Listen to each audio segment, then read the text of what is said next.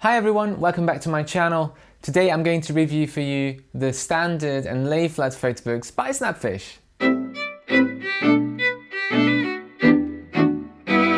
I filmed a video about Snapfish just before Christmas, but that was about all their Christmas gifts and things, including the photo books, so I only talked about photo books a little bit. And in that video I promised to do an in-depth review of their photo books in the new year, so this is my promise being kept. Today I'm going to show you everything you need to know about the photo books by Snapfish. Snapfish is an American company, but they have websites all around the world and you can get them from anywhere around the world.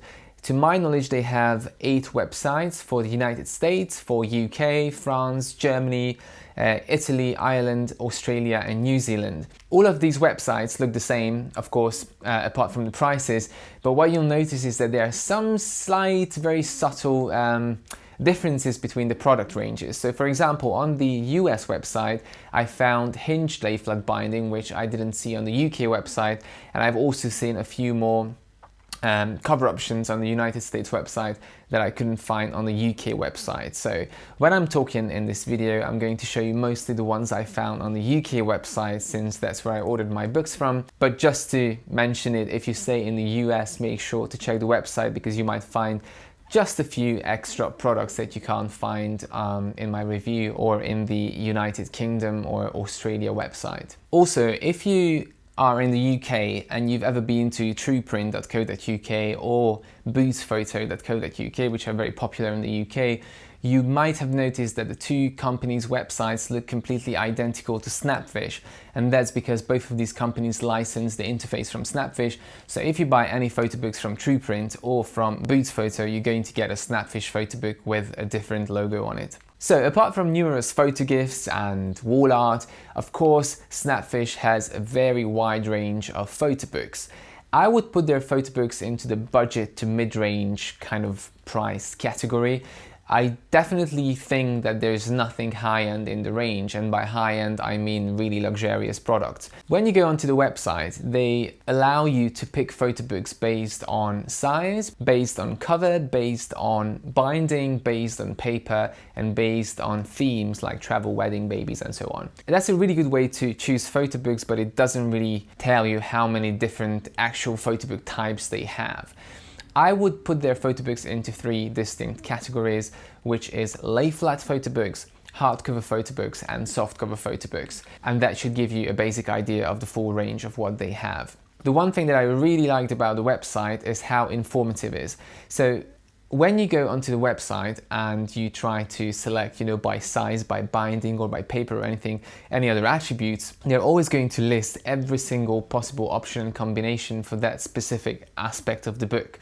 So if you want to select by size, then under each size it's going to show you what kind of books, bindings and paper options you can choose for that size. So I think this is crucial because so many times we start a project like an 8x6 book, and then halfway through editing you realize, oh, I want lay flat pages, but by then you can't change the book to lay flat pages and you have to start the whole thing over from the start. So for that reason I think the website is 5 stars because it gives you all the information you need to make a decision before starting the actual editing process. So let's start with the sizes. The books come in 7 sizes, which is a 6x4 inch, A6 roughly, 8x6 inches, A5, 8x8 inches square, 11x8 inches A4, 11x8 inches landscape A4, 12x12 inches and 15.5x11 inches A3. So as you can see, the sizes really match up with the international sizing of A5, 4, 3 and so on. The one you see here is the 8x6 inches A5, so that's the size compared to my hand. It's a nice pocket size, not too big, not too small. However, not every single size is available for each book type. They have a really good graph on the website, which you can see on the screen now, which shows you which book type is available in which size. So it's a very good thing to make this decision before you start making your book, because you might not be able to change it later on. Let's move on to the cover options. So the book you see here has a glossy hardcover, and that's the most popular by far. And let me show you this one first before I start talking about the other ones. So the glossy hardcover looks like this. You can personalize it front, back and spine. Now on the back of this I don't have anything, and on the spine you've got the title as well, and on the front of course, you have the photos. You can have a single picture or anything you want. There are loads and loads of layouts to choose from. Now, it feels very nice. It also comes in a matte finish. So apart from this, you've got linen, leather, paper and soft cover. What you need to know is that the hardcover and the soft cover is the exact same, but the hardcover obviously is boarded, so it's thick, but the soft cover is not going to have this backing, so it's just basically a thicker paper on the front. And the paper cover is the same as the soft cover, but it's even thinner, so the outer page, the cover, is actually the same thickness as the pages inside the book.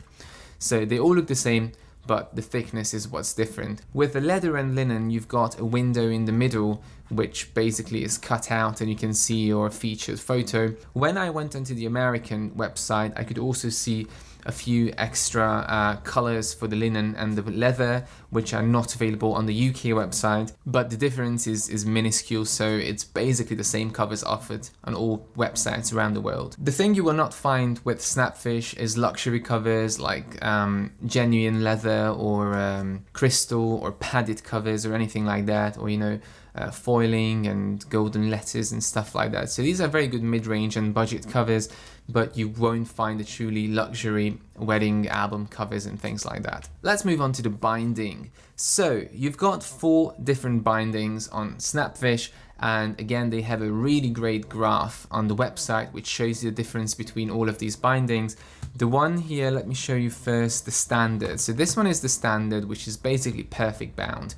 And perfect bound means that the book doesn't open completely flat and that it's printed as single sheets, and these are glued at the spine. So as you can see, it doesn't open completely flat, and that's how the spine looks. The good thing is that it's very little getting lost in the middle, and with the layouts that I've chosen, the photos start with a little bit of a margin so you don't lose anything from your pictures.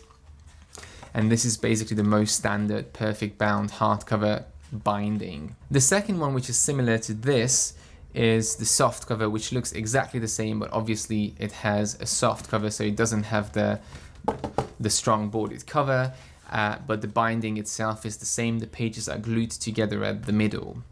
You've also got the paper cover, which is going to be stapled. So instead of the pages being glued together, they are printed as double spreads, but not continuously. So the pages are kind of mixed up and then they are stapled together. So just like a booklet or a brochure. And the lay flat is going to be seamless lay flat. So if you look at this book, it's the exact same as the other, but it's a complete double spread, so there's no break anywhere. It's printed as a double spread and then the pages are stuck together, so it looks like that. It's a continuous transition, so it stays fully flat. And let me just show you the spine as well. That's how the spine looks, so completely flat. So this one is called a seamless lay flat. On the American website you also have a hinged lay flat, which basically is a cheaper form of lay flat. So the book will open fully flat, but it's not printed on double page spreads. Instead, the individual pages are attached to a hinge in the middle, which allows the pages to stay fully flat, but there's going to be a break in the middle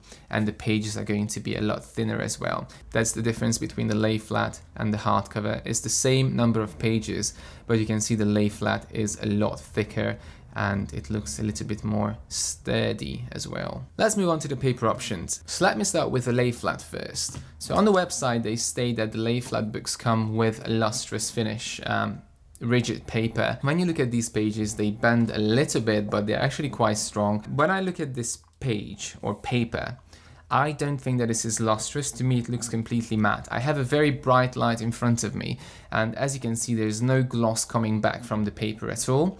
It's completely matte. It's a very smooth surface. I don't see the lustrous texture that I would see with the Fuji photographic luster paper or anything like that. Even if I give you a close-up, hopefully you can see it's very smooth. So I would call this matte. What I noticed about this paper is that the print is a little bit dull on it because it doesn't have any shine at all, but I do know that some of you love a matte finish. And I'm going to show you now the standard ones. For the standard books, you've got 2 options. You've got the silk, which is the standard. The good thing about it is that the 200 GSM is actually thicker than the average 150 GSM, so you get a slightly stronger paper for the same price. And you've also got an upgrade option for a high gloss finish. Now I wanted to go for this upgrade because, as you know me, I do love a high gloss finish.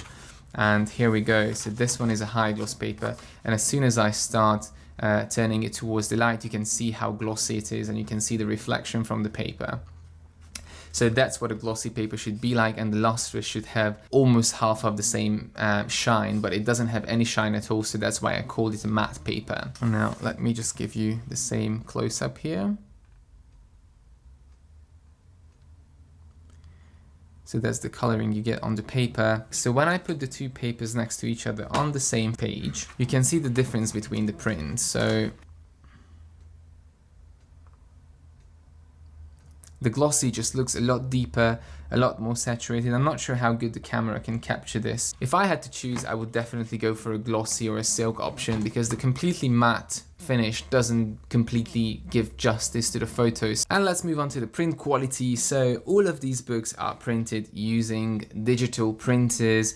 So none of the Snapfish books at the moment offer silver halide printing or extra fine inkjet printing. What I noticed inside the book is that the colors are really nicely balanced. Of course, it's not going to be as accurate as a silver halide print, but compared to other digital prints, the coloring is really good. What you'll notice is the digital dot structure. So if I come very close, you should be able to see it, but I paste a picture as well, that the photo is of course made up of tiny little ink bits. There's going to be a very subtle dot structure, and it's quite visible in these books. And of course now we have alternatives like extra fine inkjet printers and silver halide, where the dot structure is not so visible. Regarding the editor, it's an online editor that you have to use, and they don't have any offline editing or pro editing tools like Adobe and PDF upload and so on.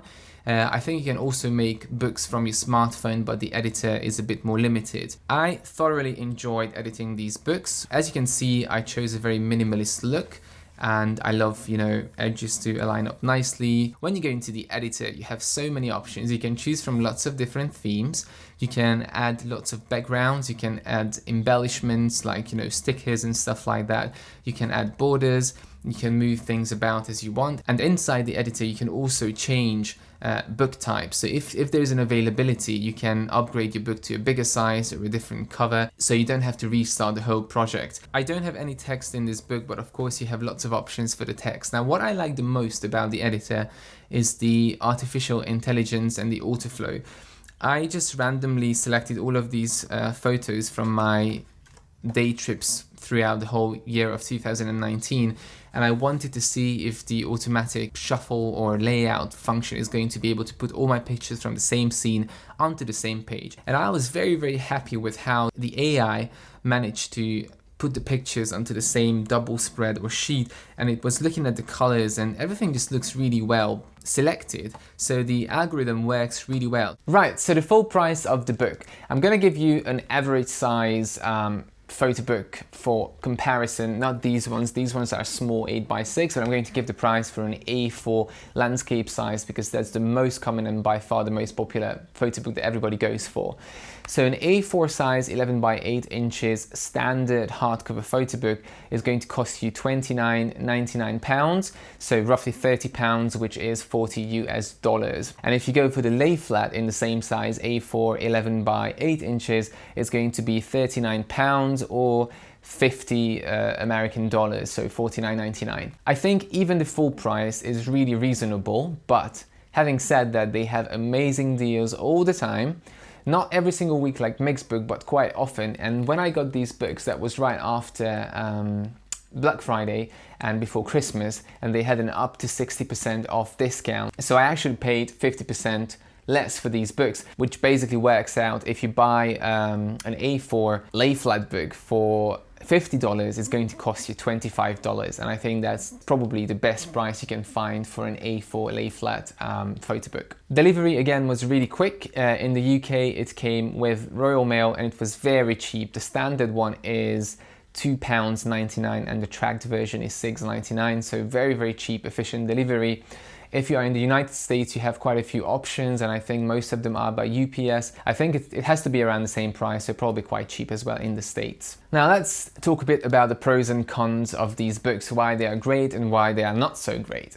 So the pros are definitely the good and informative website. I know it's not part of the book, but so many photo book companies have websites where you actually can't see any tangible information. They say, oh, it's an amazing book with very good printing, but it doesn't really say anything about the actual process or what they use and what you can choose. So the website is top-notch, good, informative, and well laid out. The editor was extremely easy to use, as I mentioned in my close-up shots. There is a very good size selection from very small to very large, and they nicely line up with the international standards. And the prices are again extremely good value. For $25 with a good discount, you can get an A4 size lay flat photo book, which is probably the best you can find on the internet right now. And finally, the binding of the books is really good. Now, the things where I think they could improve on or add probably more options are basically the cover options. Although they have quite a few options, they are still really basic cover options,